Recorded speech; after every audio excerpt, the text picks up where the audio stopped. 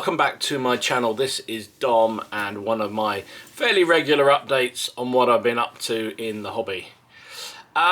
It's been an interesting week and a half since I did the last video. My obsession has grown. Anyway, let's move on and get the video started. So yeah, I do have this tendency. Anybody who knows me and has followed this channel for any length of time for that matter, is that sometimes I just get an obsession about a period, about a project or something else, and for me that has been the American Civil War. You'll see when I show what I've been up to, it's apologies, it's predominantly ACW. I have just absolutely loved painting these units, and I think part of the problem is one of the reasons I love it is the fact that I have I found them really good and fun to paint. I do a lot of Napoleonic uniforms, and we all know they can be a little bit fiddly. There's different buckles and belts and plume colours and all this.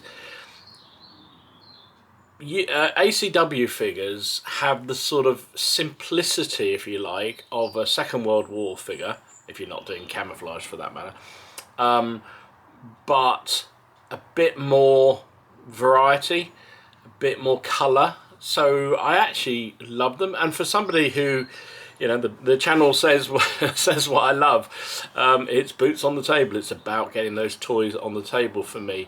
And I get a huge amount of satisfaction of just finishing a unit and moving on to the next one. I don't love painting particularly. I do it because it's something to do as much as anything else in the evenings and when I'm not doing something else. But really it's about getting those figures on the table. And as you probably see in a bit with the ACW figures, because they are fairly simplistic, the Union troops, and without getting into a whole argument about uniform colours, they are dark blue and light blue and belts. That's pretty much it, and you can do a little bit of variety and you can have a bit of fun modelling the units, but ostensibly that's what they are. Rebels are a little bit more variety, although again some people would argue, and certainly have, that they maybe had as much uniformity as the Union troops. Certainly early in the war they did. Some of the books I've been reading have certainly discussed militia uniforms, volunteer uniforms and so forth, that were very, very set out and regimented, much like a Napoleonic army would have been. Anyway, enough of my wumblings, let's get on and have a look at some of the figures. So I don't want you to think that I'm only doing American Civil War at the moment, although it feels like that at the moment. Don't know why, just a bit obsessed. This is another unit of Russian Napoleonic Jagers. I showed these off when I picked them up. They were an eBay purchase. Someone was selling off some foundry metals that they didn't need anymore. They're all in forage caps, and I just thought, right, I mentioned before I didn't think I had enough Jagers, so these are becoming Jagers. Thanks to somebody who pointed out quite correctly that I got myself confused with the last unit I showed of Jagers. They normally were all green, so green trousers and green jackets. I hadn't done that on the last unit, but in my defence I got a little bit confused looking things up, researching, and often it's a bit conflicting, but I think I'm pretty sure he was right that they are usually wearing green trousers. So that's what I've done with these fellas. Yes, I've done them as a 24-man unit. The only issue with them is no command stand, but since they're probably going to be used you know, as a sort of light battalion, I'm not so bothered about that. The only issue with them is, as you say, I've had to split them out a bit because getting guys who are shooting to join up as a column is a little bit tricky. But they'll just have to go in line all the time, or skirmish line all the time. There you go. So there you go, done. So I seem to have got really distracted into ACW. Don't know why. It just seems to have given me a real bug to paint these fellas. I just say I have no idea why. And in fact, someone asked me on one of the last videos of why are you guys in England interested in the American Civil War. And it's one of those things, I freely admit I don't know a huge amount about the actual war, but I've always been fascinated by that crossover of weaponry and tactics. You're kind of at a point where they sort of resemble the tactics and the weaponry of Napoleonic wars, certainly in the beginning of it, but by the end of it, you can still see that flavour. Still massed lines of troops going at each other, but the weaponry's improved considerably and the tactics to some degree have improved. So interesting. I think that's what it is. So I'm doing more research and reading on the war itself because I'm freely admit I'm not that aware of kind of really what went on. Broadly I know, obviously, but the actual campaigns I don't. Anyway, I mentioned before I'm trying to keep to sort of build the armies up in sort of equal measure. So a couple of infantry, gun, something different, then swap sides, and that's what I've managed to do so far. Well, no, I haven't actually, it's a lie. So this is a rebel battery. I think they're 12-pounder smoothbores. At least I think that was the barrels I selected from the Perry plastic sets. These came out of the Battle in a Box set that I showed off last week, and as a result they don't actually have the limbers, which, yeah, sort of happy, but also a bit of a shame really. I like the fact they had the limbers, but nice models. Done one that's clearly about to fire, the other one's about to be reloaded. As I understand it, and I stand to be corrected, rebel artillery primarily wore red keepies, so which is what I've got here, and I've kept these a little bit more uniformed, so they've got grey jackets, blue jackets, and blue trousers, so a little bit more regimented in this case. But there you go, quite pleased with how they came out. Yeah, so I did say I was going to try and do sort of a couple of battalions, then a gun, then another couple of battalions, then maybe another battery, and then swap it out and do some cavalry and alternate them between the two forces so that I quickly build an army that I can play with. But this time, so I'm not particularly favouring the rebels over the Union. It's just as I mentioned before, a lot of the figures I have for the rebels, Metal Mercenary Sean gave me some time ago, and they were already assembled, in most cases undercoated as well, so they've been a lot easier to just paint. So this is another battalion, completed as one of the Texas regiments. Well, the flag is from the Texas regiments. Again, I know there's been a lot of discussion in the chat. I really have been surprised how much discussion there's been in the chat about American Civil War versus Napoleonics and everything else that I do. Anyway, a lot of talk about how ragtag the rebels actually were. Apparently there's a lot of research now to say that maybe they weren't as ragtag as previously thought of. I'm going to bow to people who know far more than I do, but I'm just going to say my experience of reading up on multiple wars over history is that as campaigns go on, doesn't matter what the quartermaster says, guys grab what they can equipment wise and uniform wise as things wear out. Also resupply was always an issue for the Confederates in the war. Plus there's a certain rule of cool. I think it's sort of bit cliched maybe to have the Union guys all in smart blue uniforms and what have you, and the rebels a bit more ragtag, but it's sort of a little bit of rule of cool. So anyway, that's what I've done with these fellas. I've done them hodgepodge, and it sort of suited the figures because the way they were assembled, they were a mixture of normal hats and keepies and bear heads and all sorts, so it sort of worked for that for me. So mainly I think Perry miniatures. There's a couple of metals in there. The wounded guys and the guys being shot are metals, which I believe are First Corps, most likely, because that's where Sean worked or ran First Corps for quite a while. So it's probably where they came from. But nice, and I'm quite pleased with these animated battalions that I'm putting together, having sort of few guys taking the hits in the front line and what have you. Standard bearer, I don't know where he came from, but he's another medal figure. Looks like a right Grizzly Adams, which is great. I quite like him as a figure. So there you go, another battalion completed. I must do some more unions. There are probably some coming up, and still they keep coming. So this is yet another union regiment. Again, periplastic figures. I think these are entirely periplastics. I've mixed and matched a little bit here. So when I was putting them together, I put a few hats on rather than keepies, just to give a bit of variety. Also, you may notice, and this probably will infuriate the purists out there, I've put a few different, just the odd different coloured trousers in there rather than the pale blue. Some greys, some browns, just to sort of commemorate where, you know, maybe this is a unit of veterans, they've been in the war for a while, and, you know, kit wore out, and, you know, while having the same colour jacket made sense, because you don't want to be shot at by your own side, different trousers not always mattered, so, you know, that's why I've done it. People will shout and say that never happened, but it did in my army. So yeah, really nice figures. Again, really simple to paint. In fact, I've done a little quick painting video on how to paint these fellas up. If you're interested, I'll put the link in the description.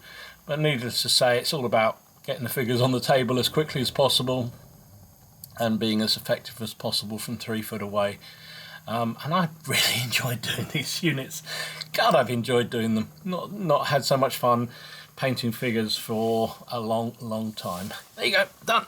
So this is a group of officers that I've painted up for American Civil War Union side. These are Crusader medals. Now, they were just described as American Civil War generals. No particular designation of what side. When I posted these on the PCP Facebook page, lots of people were trying to tell me that they were different generals, largely Confederate ones. I don't know whether they are actually supposed to represent, as I say, the figure description was just ACW generals. So that's why I've painted them. I don't know why, because I was working on Union troops at the time, I painted them up as Union generals. I'll do some rebel ones as well. I've got some of those from the Perry, the blessed Perrys, to paint up, so I'll do those in future as a couple of rebel ones. As I say, I'm trying to do it piecemeal, so I do sort of a few units one side, then I do a few units of the other, then some artillery, then at some point I do some cavalry, and just keep breaking it up. I'm cracking through units so quickly because they are pretty easy to paint. And I did really like these officer figures. I think they're really nice, very nice indeed. Yeah, not much more to say. A couple of officer units done. So in the Battle of the Box, there was a unit of 24 Zouaves in there, or the sprues for them. So I made these up. Now there's a couple of variations you can do, and actually the painting guide that comes with this box is really useful in terms of showing you the different options you can use to make the Zouaves. So I chose, don't know why, but I chose to do the 5th New York Zouave Regiment. Now, as I understand it, and again, ACW experts will probably correct me or not, these were based on French troops and inspired by them, and so certainly early in the war there were a number of Zouave regiments on both sides, I believe, who had this very intricate and colourful uniforms, and it just again makes it a little bit different. I mean, part of the problem with this period as a whole is that it is pretty much the same painting. The rebels, if you go for the ragtag approach, at least you have a bit of variation, but for the Union it's blue, different kinds of blues. But anyway, so this at least gave me something different, and I do like them as a unit. I think they come out really nicely. Much more involved as uniforms, a lot more detail on them, a lot more edging on the sort of I guess what you probably would have been lace or equivalent. Lovely, really good fun to do. Actually, really enjoyed doing this, and I spent a good few days working on them, getting them how I liked, and quite happy with the result, to be honest. Based them up 6 to a base again. They're in a column here, but they almost certainly will be in a line all the time, but it doesn't fit on the turntable very easily without falling off. So there you go, another unit done.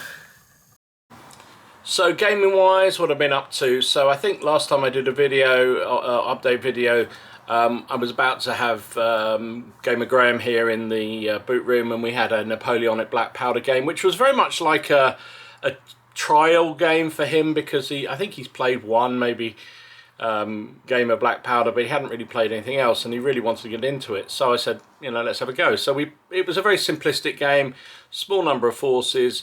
We also scaled it down so we could fight on a 6x4 table, and I think that worked pretty well. Infantry units went from 24, which is what I would normally do for black powder, to 16s, and cavalry went from 12s to 8s, and artillery 2 batteries to 1. And we changed all the measurements to 2/3 distance, and we had a good game. It was good fun. Kept it simple. There was no real strategy involved. It was just 2 sides going up against each other. Had a laugh. The following week at the club, we played another black powder game, 28mm. We tried to do the same thing. There were 4 of us playing, and it was a points game.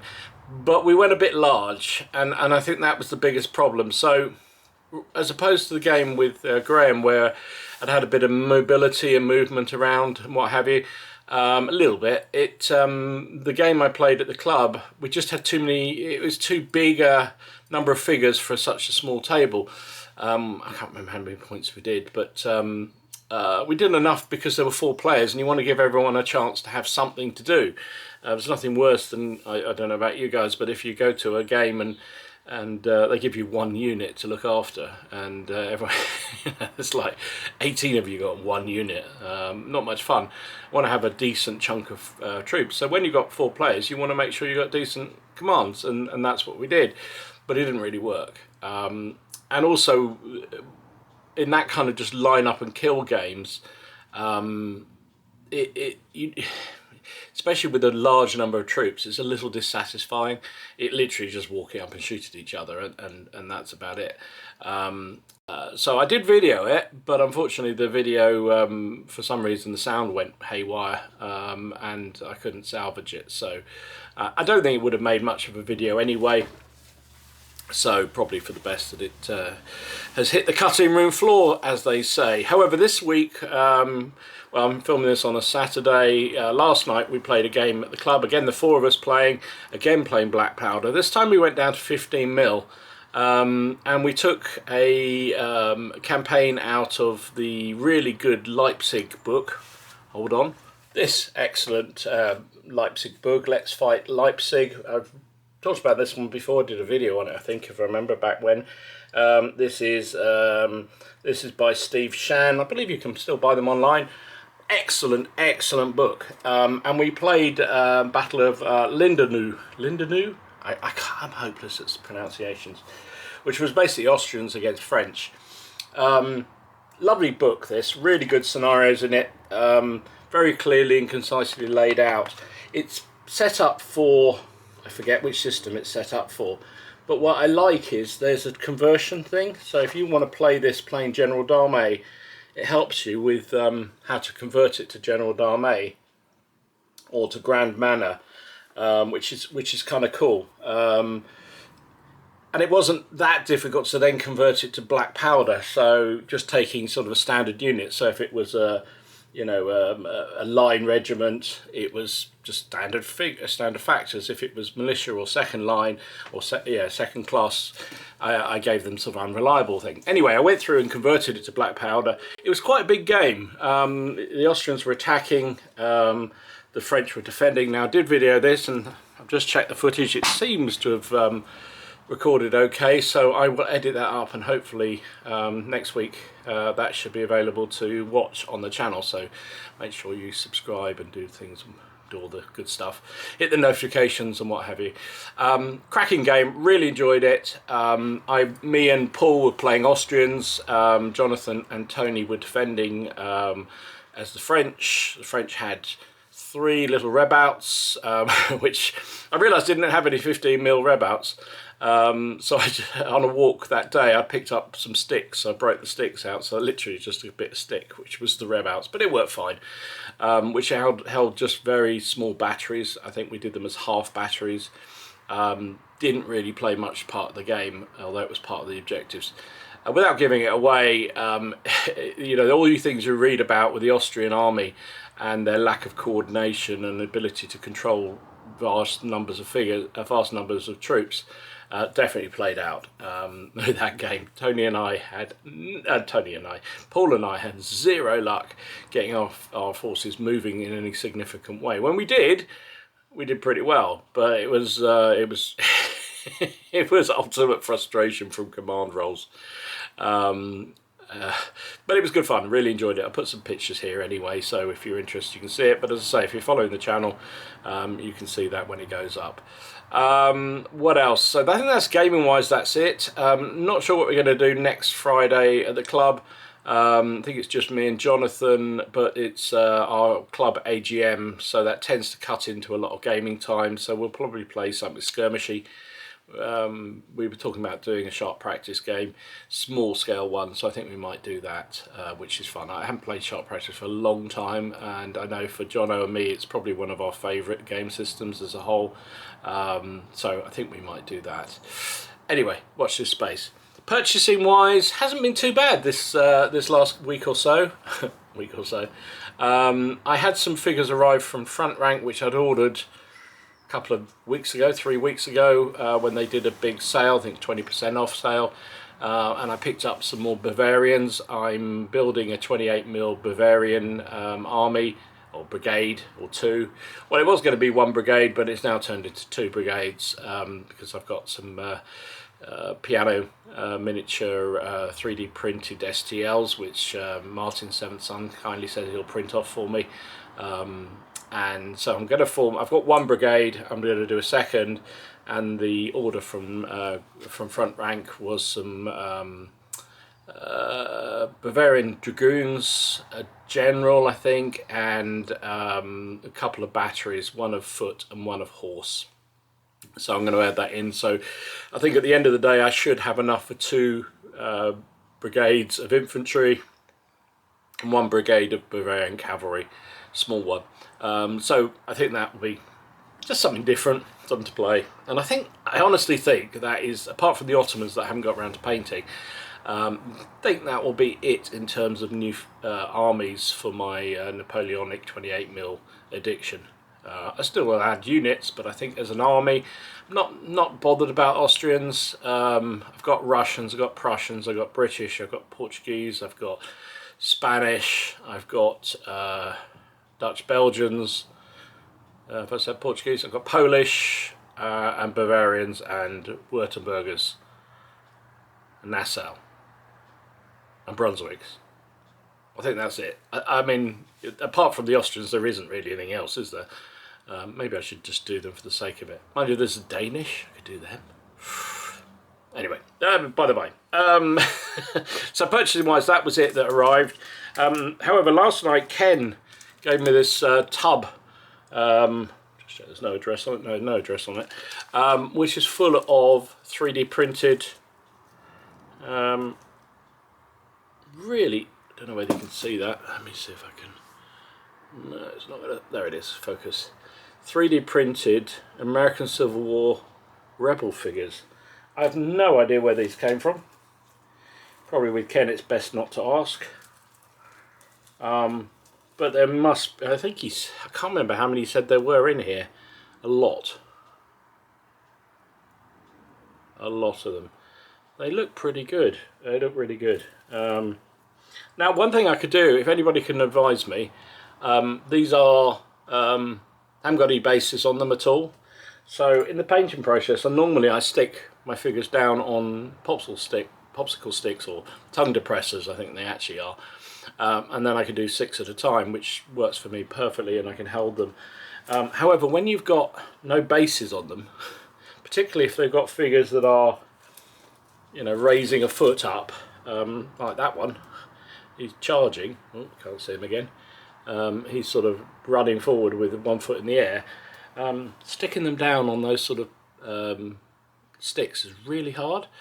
Any suggestions on how you secure baseless 28mm figures for painting? Really grateful if anybody can put them down in the description down below, down in the comments down below. So that's it. So I have suddenly, I mentioned before with the figures that I've been doing for ACW that Sean had given me a whole load of figures some time ago. Sean Metal Mercenary, check his channel out if you want to see some beautiful painting. He's a commissioned painter of long standing. He said he dropped off one time. He was visiting a whole load of rebel forces for 28mm, and I've been working my way through them. I found the box, and there was a couple of figure boxes that hadn't been opened yet, which he'd left. And then I was digging around because I knew I had some Giants in miniature metal Union character figures, and I wanted to find them, and I found them, and I also found another massive box of figures that Sean had given me. So I'm now looking at the number of plastic figures I've got for this period. I'm thinking, oh my goodness, I could almost do you know, one of the major battles at a 1-to-1 scale with the amount of unpainted plastic. So that will wear me out. I think some of the figures I'd previously bought plastic in box will probably have to go on eBay, because I've got more than I'm ever going to need with all the stuff Sean left me. And these 3D prints and all the stuff I've got on the go. Now, some of his stuff was part painted. Obviously not by him, I don't think, because it's, if I'm honest, pretty shocking. But they're basically just a base coat. So they're like having the lower, you know, the main colour done.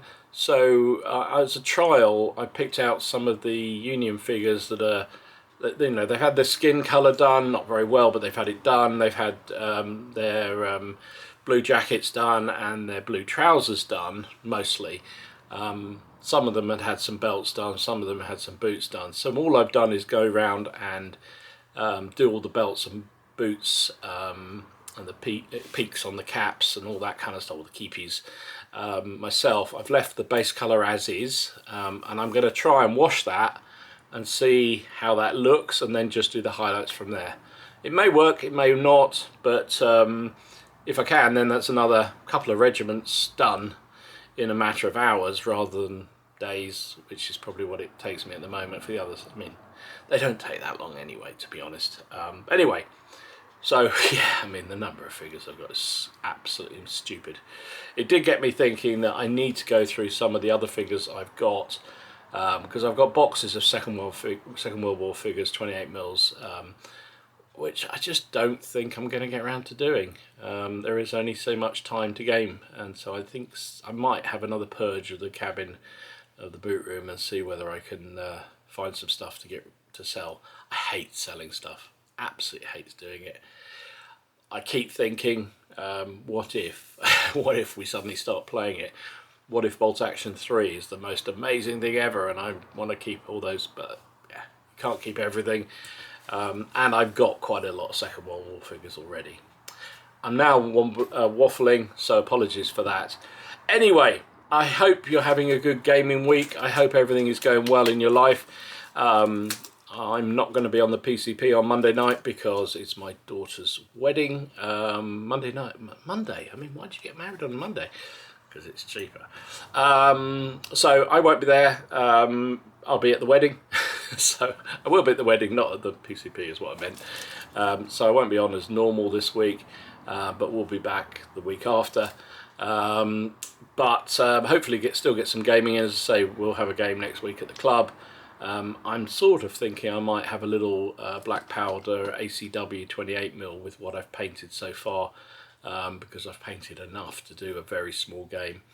So I might have a go at that solo if I get enough time. But work has actually been fairly busy recently, which is a bit of a, yeah, a bit unfair really, to work.